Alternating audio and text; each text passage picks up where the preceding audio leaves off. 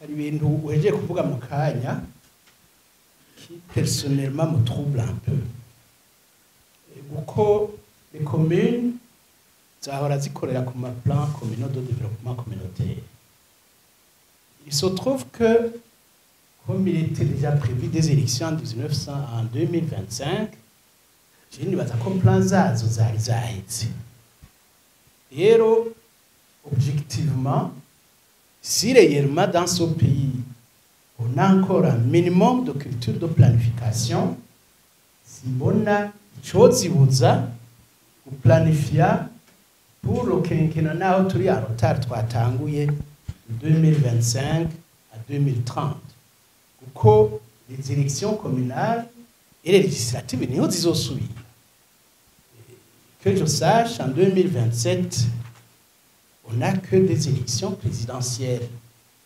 On a déjà une vision. Donc, Simbona, je ne comprends pas cette logique de planification qui ramène la planification communale au présidentiel de 2027. C'est une interrogation personnelle. Monsieur Kobako, il est encore là. Hariho akantu wavuze kanwengeje cyane tuti ayo ibintu bari batwemerera n'a pas encore vu. Moi, je voudrais te poser une question tout à fait. As-tu jamais cru que le Burundi, eu égard à son niveau de développement 2020, même d'aujourd'hui, était en mesure d'accorder une pension de retraite au moins équivalente au niveau du dernier salaire atteint? Bah, écoutez, je voudrais bien, beaucoup j'ai une retraite depuis une année, ça me donnerait du confort. Mais y as-tu jamais cru? Y as-tu cru en ce instant? Pourquoi on dirait que tu es déçu? Si tu es déçu, c'est que tu t'y attendais. Bon, je passe.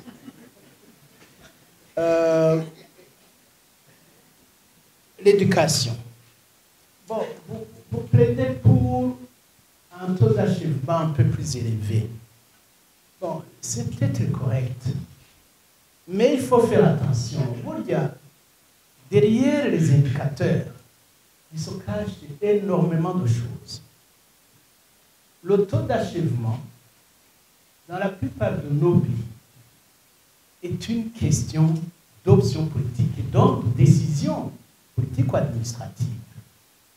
Ça ne confère absolument rien en termes de qualité, en termes d'acquis scolaire.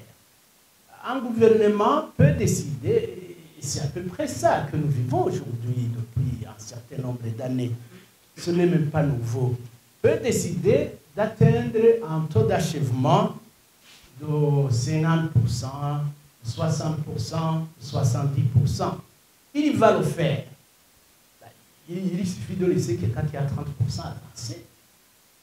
Il suffit de laisser quelqu'un qui a 40% avancer. Encore qu'on peut même choisir l'examen en conséquence. Donc, on peut avoir un taux d'achèvement convenable, mais en toute honnêteté, cela ne devrait pas trop vous donner du confort. Quelqu'un a expliqué effectivement, bon, ça dépend.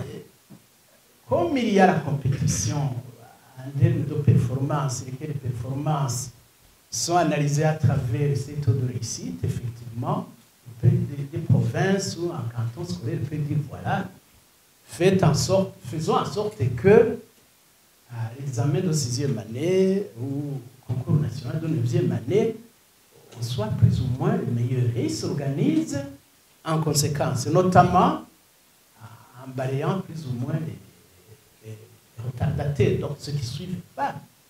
Ce qui fait que, bon, à la fin, il va se retrouver avec un bon score, mais cela ne signifie pas nécessairement qu'il est en train de réaliser une bonne politique scolaire.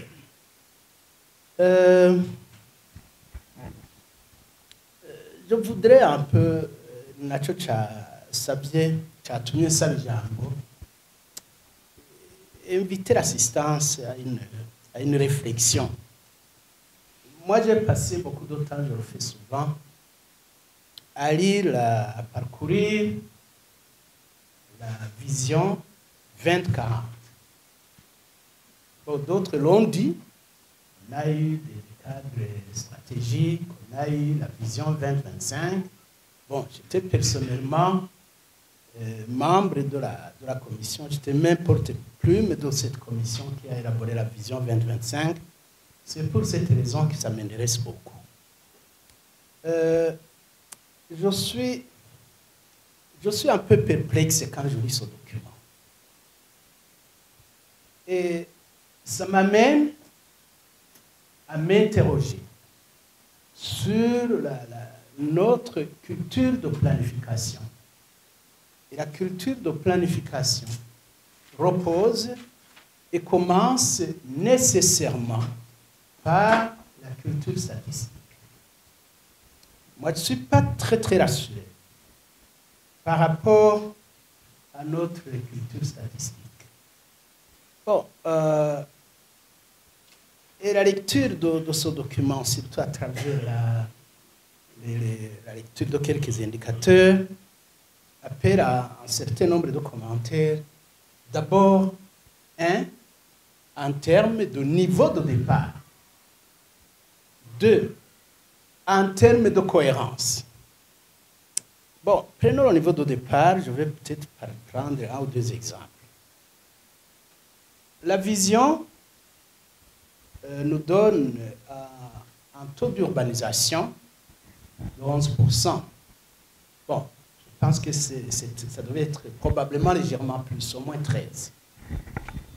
Mais ce qui me gêne, c'est qu'on travaille sur une vision qui nous donne un taux d'urbanisation de 11%, et je reprends parce que c'est un indicateur absolument fondamental si on veut réussir le développement social. Donc, on a 11% en 2022, et un recensement qui est réalisé 2 ans plus tard nous donne un taux de 24,5%.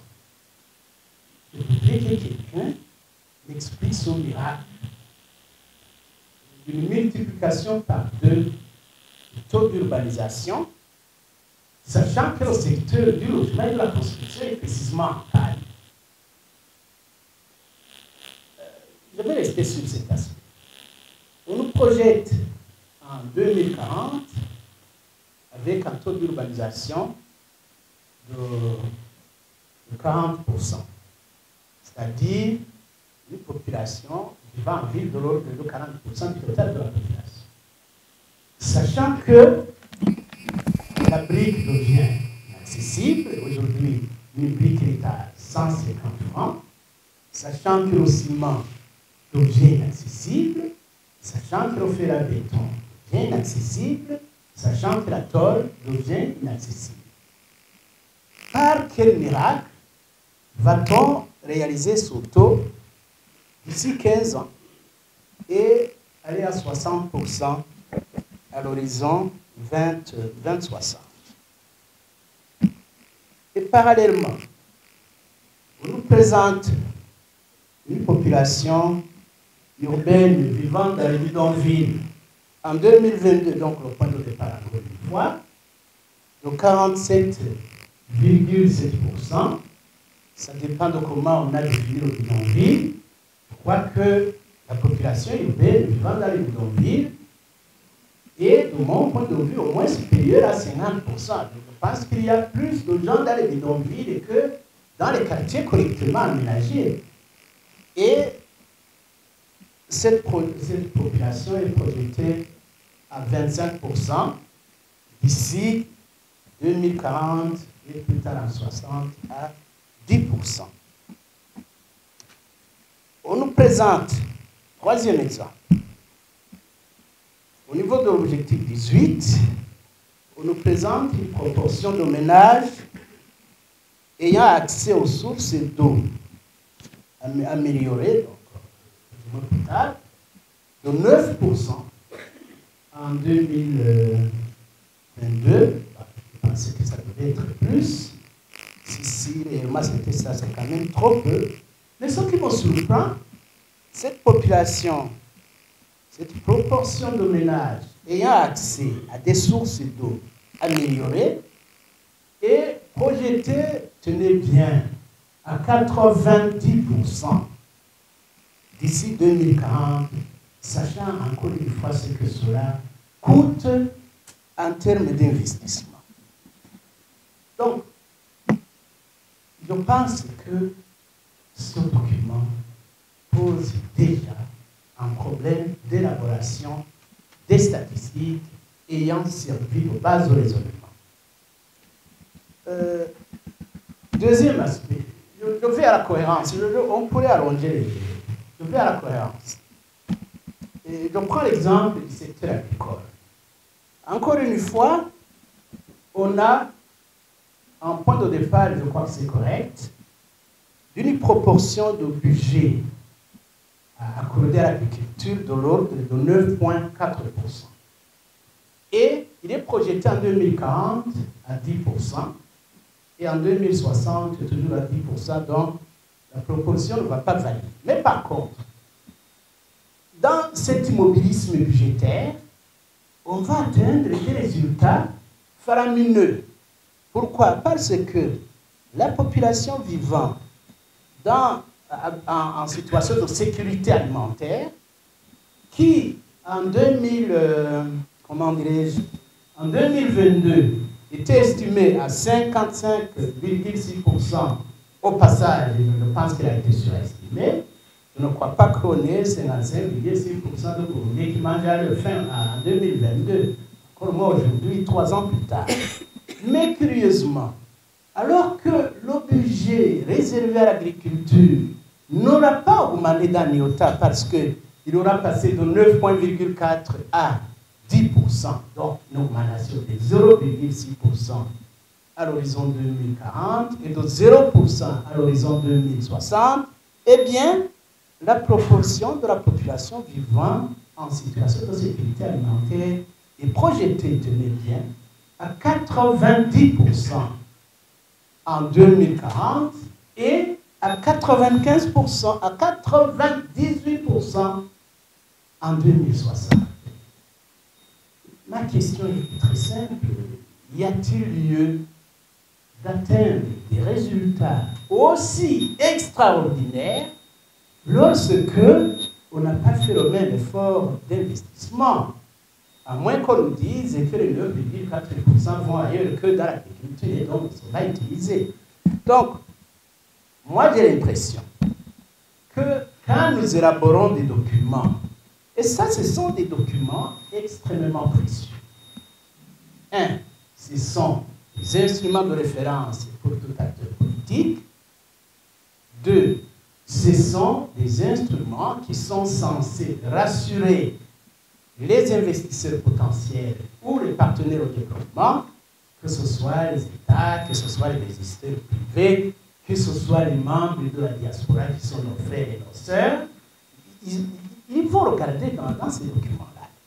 Donc, j'ai l'impression que nos experts qui élaborent les documents, soit ne sont pas à la hauteur, pour certains d'entre eux, soit ils mentent au chef qui les a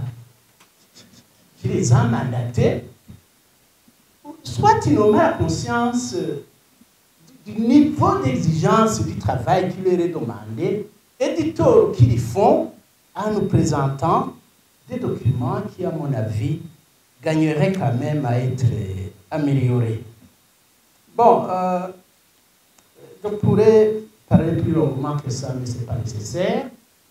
Ce que je voulais relever ici, c'est que quand même, nous avons un énorme problème de documents de référence. Et je ne vois pas comment, parce que même si nous avançons, nous ne serons jamais capables de dire de combien nous avons avancé. Un, il y a des doutes par rapport au niveau de départ. Deux, il y a des doutes par rapport aux cibles et aux moyens d'y arriver, parce que cette question est fondamentale. Quand on donne une cible, il ne faut pas donner une cible très très élevée pour la gloire du chef, pour le plaisir, pour faire plaisir au chef. Il faut d'abord t'interroger sur les moyens d'y arriver. Vous n'y échappez pas, que vous le vouliez ou non. Bon, il y avait d'autres questions, peut-être vous trouverez que quand j'étais n'est plus là, il y a des indicateurs que j'ai des difficultés à comprendre. Je vois par exemple indicateurs comme l'efficacité gouvernementale. Ils ont une échelle de 0 à 100. Je ne sais pas comment ils mesurent ça. En 2001, en 2022, ils étaient à 23,4. Ils se projettent à 65. En 2040, à 80. En 2060, ça c'est peut-être un peu de compréhension personnelle. Mais je vois notre capacité statistique. En 2022, ils étaient à 57,7. Après, ce projet est à 65 et après à 95. Mais normalement, vraiment le passage est dans l'état, comment on appelle ça encore, en 40, c'est en français, émergent. On est à 60% en termes d'efficacité statistique et en 95, en 60, on est à 95%. Bon, en fait, l'appareil statistique dans l'état émergent et l'appareil statistique dans l'état développé, c'est sensiblement la même chose. Donc, il y a...